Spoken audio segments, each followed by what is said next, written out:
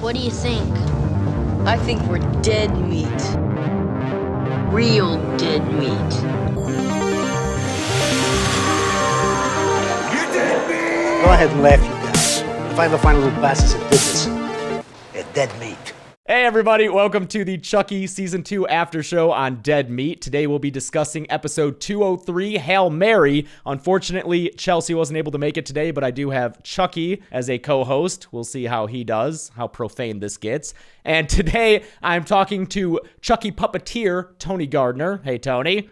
Hey, how are you? Thanks Great. for having me. And Season 2 production designer, John Dondterman. Hey, John, how's it going? Very good, thanks. Great to see you. Great to see you too. Yeah, so people will have just finished watching episode 3, Hail Mary, one of those double meaning episode titles because Nadine is running around saying lots of Hail Marys, and I feel like their plan to turn Chucky nice is really a Hail Mary last-ditch effort that maybe worked. It was really exciting to see. Maybe, you never know. Yeah, when they first attempt it, I'm siding with Devin. I'm like, no, this is bullshit. You're never going to make a nice Chucky. But then you hear Brad Dourif's nice Chucky voice, and you want it to work. You want to have a nice Chucky. And, I don't know if it worked. I don't know if nice Chucky's dead now after the end of the episode, but it was definitely a fun detour into yet another new exploration of the Chucky character. Yeah, I think Don never ceases to come up with ideas. So this was definitely a fun one. Yeah, did you have to approach operating the Chucky in a different way when it's nice Chucky? Were there facial expressions that had never been programmed into a Chucky before that you had to now do since he was being pleasant? He has a full range of motion, so we were pretty okay in regards to his being able to be expressive. It was more getting to good Chucky and the bobby pins and the abuse to the head was actually more difficult for us, to be honest. Although in this episode, Chucky spends a lot of the time tied to a chair. When you're reading the script and you see that, are you like, whew, easy day. He's not moving around as much. Yeah, this is great. And then it's like, oh, how do we emote tied to a chair? And, he can't move his head. And there's pluses and minuses to it. But we had to take the head apart and take all the eye mechanics out. Ooh. Because we wanted to open the eyelids further than a person could go, and which is further than the mechanics are capable of doing. And Don wanted to roll the lids sort of inside out, which would have exposed the machinery.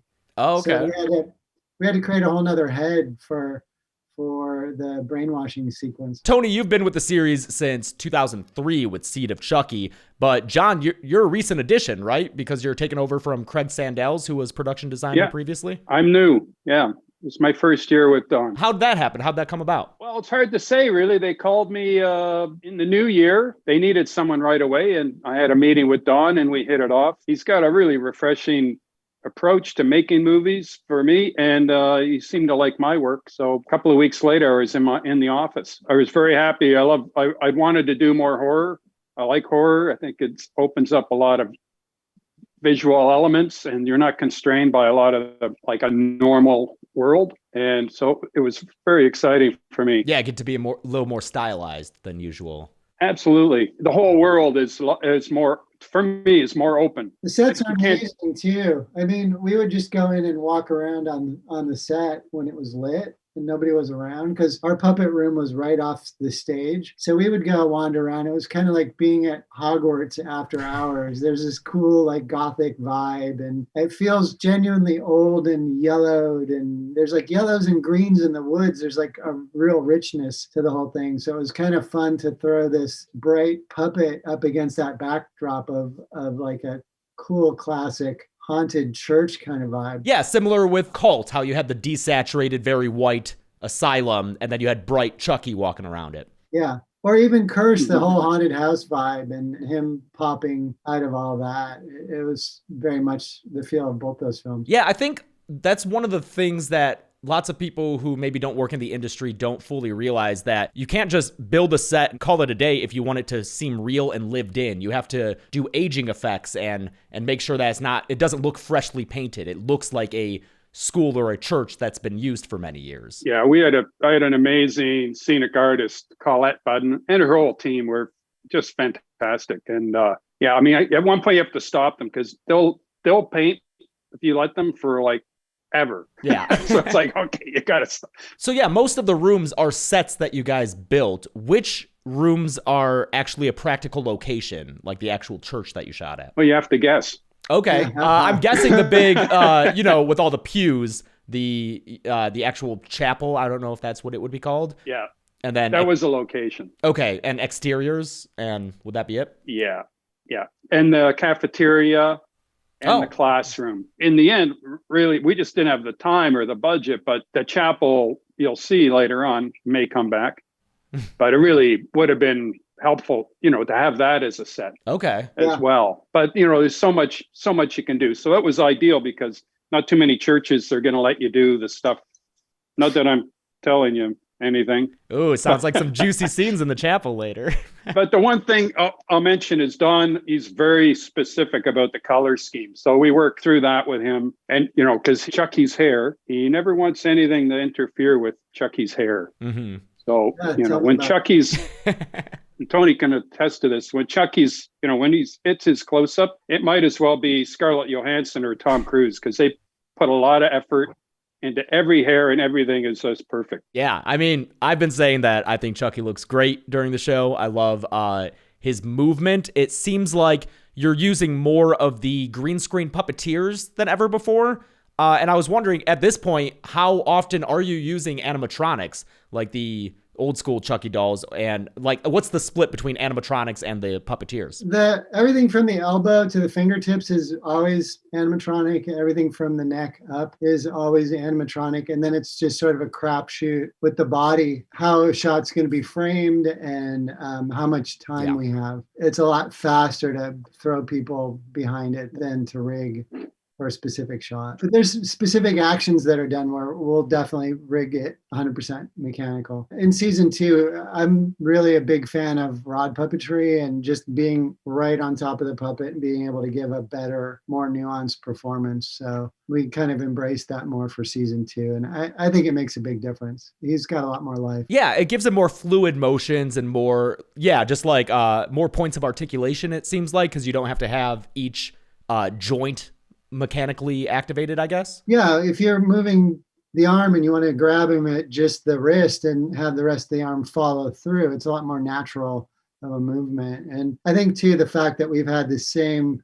group of people for several films now or seasons makes a huge difference as well as far as the performance, because you've got 6 or 7 people basically thinking as one demonic small child. So there's a challenge there as far as performance as well, because someone different is doing the eyes, then the eyebrows, then the guy doing the head movement. And if those don't sync the proper way, like a human would, it just looks horrible. It's super impressive. Like the facial stuff blew me away. It's really incredible. Like, can I ask a question? Yeah, please. James? Of course. So how has that changed the past few years? Because I never, Tony and I were working all the time. I never really got a chance to talk to him about any of this stuff. We would just see each other in the halls and randomly compliment each other on hey, great set, great doll. Yeah, pretty much it. I think the more you play with something, the more you have the chance to fine tune it, the more you can pick it apart, really. It's like people painting the set, like you said, that they can, they'll go forever. It's like us refining the mechanics in the head will go forever as well. As we work through the season and get in sync as a group, we'll go, it'd be nice to glue these eyebrows down differently to the mechanics underneath. And we'll tweak that. And then someone else will speak up. If my pick point to the head was in a different spot, we could get this other movement better out of the same rig. So it's like, if you're always challenging yourself and you're always trying to improve, you're always improving it just because you're into it, So there's nothing really substantial that's changed. There's stuff that's improved more for ease of performance, for better ability to bring more out of him. It's fun coming up with variations on the character and trying to figure out how we can make him smile more as Good Chucky. That mechanism works completely against frowning and snarling, so that has to be a separate head. And you start compartmentalizing things in order to make it do its best on camera. So the chairs, for instance, that Chucky's bound in, we offer up different options, right? That I like that fit the set, because there's all kinds of parameters and the director has ideas. Like, do you want to tape his head to the back, or do you want the back of the chair lower? They wanted the back of the chair open so they can access, with their mechanics. So you could use a solid chair, because they can put rods through, or we have doubles, so they drill holes. So there's all kinds of stuff. It comes down the chimney. I think that's in two. Two, I think, yeah. There was a laundry hamper, which was surprisingly difficult. Like, so, in the bathroom, he jumps out of the wastebasket, right? Yeah. So that was surprisingly difficult thing to find, because it has to be big enough for him. He's actually a pretty big doll. Yeah. Bigger than you think. So like, he doesn't fit in your standard trash can. Like, it has to be like with the one you put out on the curb kind of thing, right? It's not your office trash can. He's bigger than most people imagine. So we ended up building this thing, this sort of laundry hamper. There's always lots of things. I really like being involved with all that stuff, all the sort of like special shots, special effects, stunts, anything that blows up. I love.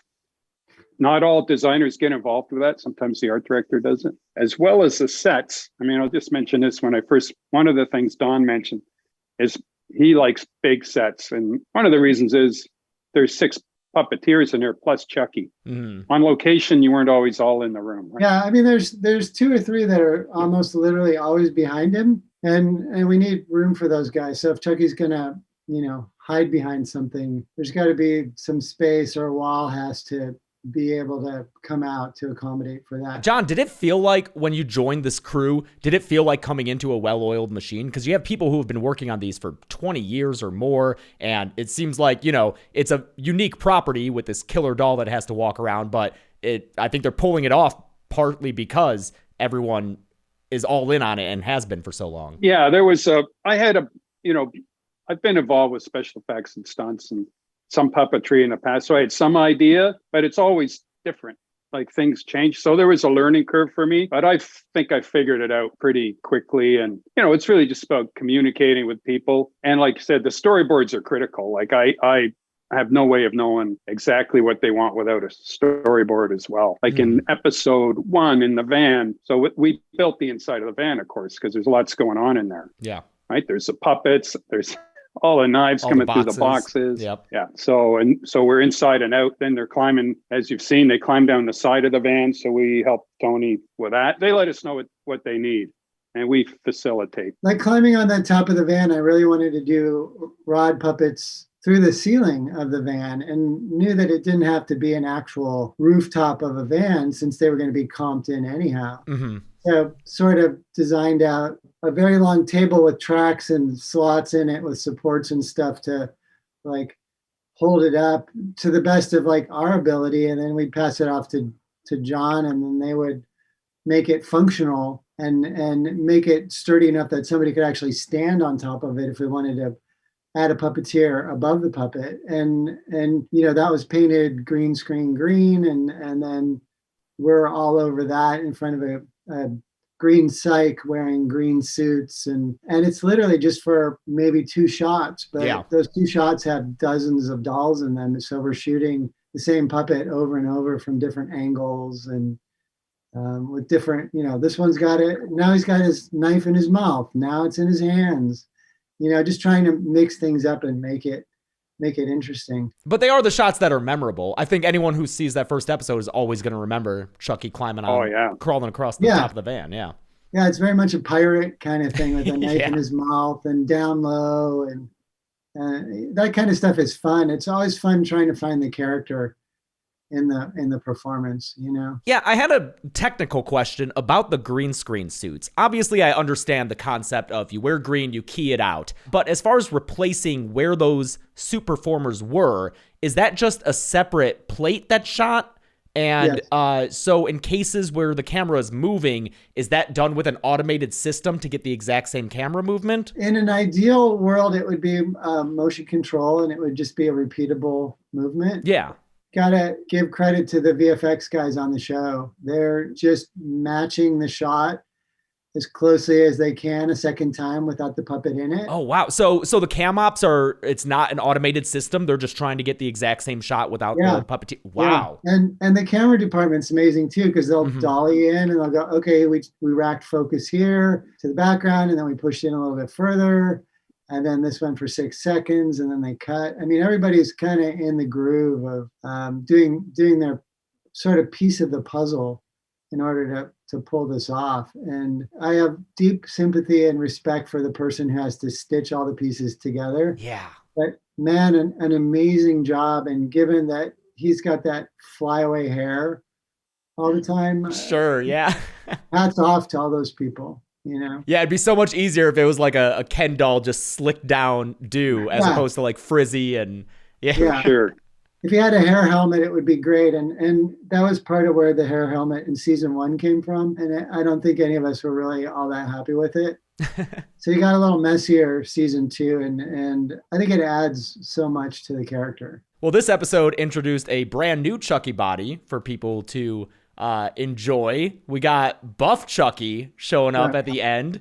I'm assuming it is the stick arm Chucky from the first episode, having taken that to heart and taken steps to change his physical appearance. Well, little personal trauma has gone a long way in his physical abilities. Yeah, I did want to ask, what are your favorite and least favorite Chucky designs that you've done? You don't have to comment on any previous work or anything, but you've been with the franchise for, let's see, 3 movies and now 2 seasons of the show. And, Chucky has looked different throughout a lot of them. He's gone from the scarred look to the covered up scarred look in Curse, and then Cult. I know that you were trying to go back to like the Child's Play 2 look. So anything that you were particularly proud of or that you look back at and are like, I wish I did that better? Oh, for sure. Thus the burden of an artist, of course. Both those categories are a very long list. But I really liked Melted Chucky. Coming up with the whole, like the face caved in and the eyes. From season 1?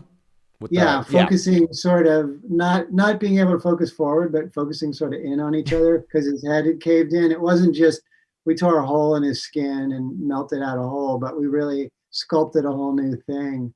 And that was a real enjoyable experience, trying to figure out how he'd melt and still not end up naked. There's some stuff in season 2 that I really like that you can't know about yet. Okay. Well, I know Don always loves to fuck up the doll in different ways. Yeah. Don's got an agenda, and it's always prefaced with the fans really like it when we mess with the doll. And it's like, I think you really like it. But he's framing it so that you can't say no. You can't disappoint the fans, Tony. Yeah, this is kind of a win-win scenario for you and the fans. I wish the Buff Chucky could have had a different body shape as opposed to being the same skeleton with just more of a muscled body. Yeah, it would have just been really abs. fun to have built him like way out and had a little head on like a big body and just really, really gone for it with that. But the time nor the money, John knows what I'm talking about. The time nor the money was never there for stuff like that. Because otherwise you'd have to construct an entirely different underlying skeleton and we'd have to build a whole body Yeah. with a different skeleton. So it would be like from the neck down, it would be like yeah, I'm sure that'd be with the same hands and shoes, and everything else would have to be brand new, basically. But that would have been really fun. I mean, if there's a chance to do, a steroid Chucky or Wait, did you say a steroid Chucky? yeah, just totally like insane. Oh, okay, so this Buff Chucky's all natty then. He did it the natural way. Yeah, there was stuff where he's supposed to be like lifting logs. And, I'm just thinking of Ben Stiller in Heavy Weights, just lifting that log.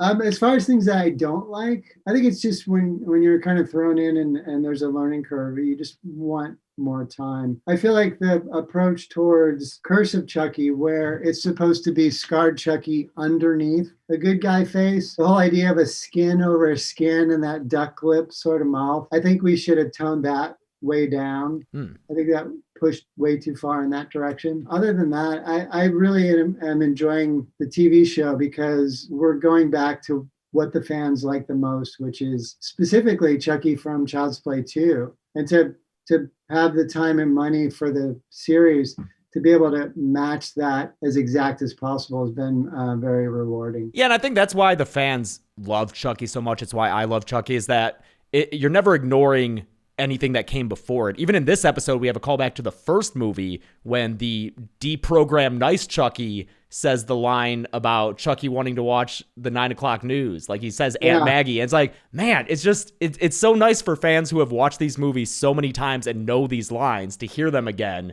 recontextualized. It's insane. Don has like this encyclopedia of Chucky knowledge that is so massive and covers every single teeny tiny detail. He pulls stuff out of his head that's amazing on set. Oh, we could do this, and then it would be an homage to blah blah blah, but different. And I love that he's always thinking along those lines and trying to find like an Easter egg for the fans, stuff like that. We actually embraced the whole fan community after we did Cult and actively tried to get them involved in the manufacturing of some of the stuff that we were using on camera, because that's kind of full circle in its own way as well, and it makes it kind of fun. Yeah, and the horror community will be happy to get involved. They're very active, very passionate fans.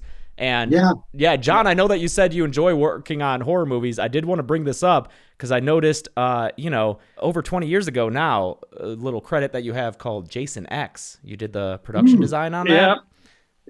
Yeah, I know this is the Chucky after show, but I am curious what that experience was like, especially because that movie, more so than any other Friday the 13th, had production design with all the futuristic sci-fi spaceship stuff. That you did all that? Yeah, we did all that. That's I know, like you said, it's quite a long time ago, and again, I had a lot of fun and built a lot. It was all studio, obviously, which is always great for me. Yeah, makes your your job job to easier. spend my time driving around looking for locations. So isn't there another connection to that same movie? There is, with Lexa Doig from season 1. I don't know. Right. Yeah, that's right. I know that you weren't on season 1, John, but I'm sad that you missed her, like ships passing in the night, because she's fantastic in season 1 and in Jason X. But R.I.P. Bree Wheeler, such a nice character. Such a nasty death. Yeah. Did she survive Jason? She did. She was the final girl and just managed to survive Jason, but Chucky got her. What the? I'm wearing what I call my Stolen Valor shirt. Kira actually gave this to me. It is a Alterian Crew shirt from Chucky season 1. Way. That's great. I have so many Chucky shirts at this point. It's ridiculous. I can only imagine. I think you have to compete with Don, though, for the largest number possible. Yeah, he wears so many shirts that, like, I'm prowling the internet looking for stuff, and he's wearing stuff I've never seen. Obviously, I'm sure he can have anything made that he wants, but... I gotta say, like, how many days did we shoot, John? Like 200? It was around 80, but it may have felt like 200. He had a different shirt on every day. Like a different Chucky shirt on? Yeah. Or like Towering Inferno, any horror or thriller kind of movie. But he has a literally t-shirt. 95% of those shirts were Chucky shirts. And he'd be like, oh, is that right? Yeah, he'd be like, I found this online. And I mean, his closet is like mostly black shirts, and they're all horror. And 90% of them are Chucky related somehow. I bet like De Palma movies, because he references those so much in the show and the series. Yeah. And every once in a while, the random James Bond shirt. Oh, okay. Sprinkle a little bit of that in there. He's a huge James Bond fan, and Seed of Chucky's obviously more of a domestic. Oh, comedy. sure, yeah. When we talked to him last year, we compared him to the Broccoli's of being the shepherd of this long-running franchise, but also, yeah, like you said, having some movies be their own genre, like how Live and Let Die was like the blaxploitation Bond. So yeah, I can see that admiration and that influence come through. And like Cult is like a 70s art film with all the colors blown out, and then he wanted a specific orange for the hair, so it totally popped in all the scenes Chucky was in. Just very specific ideas for films or seasons, you know. It's pretty cool. Yeah, that's why we love it. Just Don really has a good grasp on the character and the franchise and what the fans want. I feel like I've seen more talk about season 2 even than I did season 1, so I'm hoping that it continues to build up. Season 2 is really going to build up. I think you're going to like it. Yeah. It's pretty crazy. How much have you seen? I only watched up to the episode that we discussed, so I've only seen the first 3 episodes. And, you know, like, as a longtime fan, I want more like Tiffany and Nika, but I understand that like, no, we have to explore this new location and establish these new characters. I'm really enjoying Nadine, and I'm glad we got some of them in episode 2, hoping for some more in the next one. But well, guys, thanks so much for your time. I had a blast talking about this. Anything you can tease for future episodes? I already caught that we have something going on in the chapel. And I don't know, probably more buff Chucky. I'm hoping bald Chucky makes a return. Anything's possible. I would just say there'll be a lot more blood, I'm guessing. Okay, great.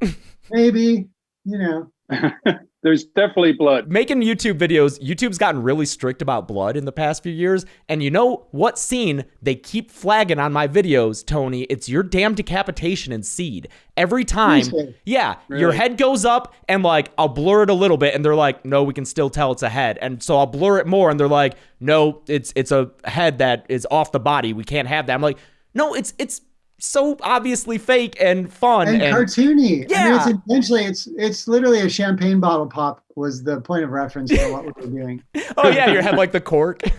There's some really great stuff coming up and some really great effects. I think people are gonna be consistently happy with what they're seeing. Well, I am so far. So thanks a lot, guys, again, for the time and for all your work with the series. Great to meet you, James. Yeah, great to meet you. Thanks for having us. Yeah. And Love your channel. oh, thank you. Yeah, I'm sure we'll talk again sometime soon. I always love doing interviews like this. Great to see you, Thank Tony. you for having us. Yeah, of course. Thanks again to Tony and John for joining us for joining me, I guess. Chucky, you didn't do shit. For the Chucky Season 2 after show here on Dead Meat. Also, just thanks to producer and my housemate, James Gressel, for line cutting all of these and making sure that everything's going well. Especially helpful when it's just me sitting here talking to those guys. But they were great. And yeah, we'll see you on the next one.